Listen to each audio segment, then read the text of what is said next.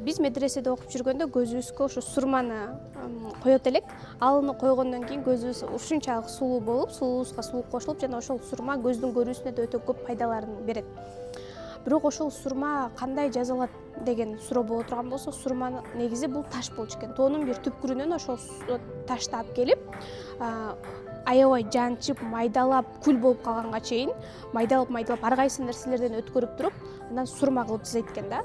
Ал ошол сурманы жасагандан кийин ошол сурманы биз эң таза, эң баалуу, эң кооз жерибизди көзүбүзгө келип коет экенбиз.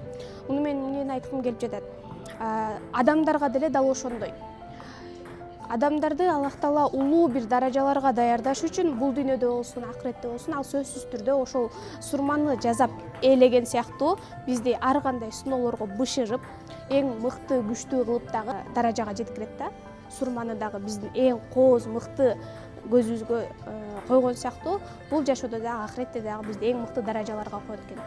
Ошондуктан биз жашообузда кандай кыйынчылык болуп атса, кандай сыноо болуп атса дагы 100% Аллахка тобокел кылып, бул нерседе дагы мен үчүн эң чоң жакшылык бар деген үмүт менен жана сынбастан, жеңилбестен Аллахка тобокел кылып жашай турган болсок, анда биз бул дүйнөдө да, эки дүйнөдө да бактылуу болуп, эң мыкты даражаларга жете алабыз.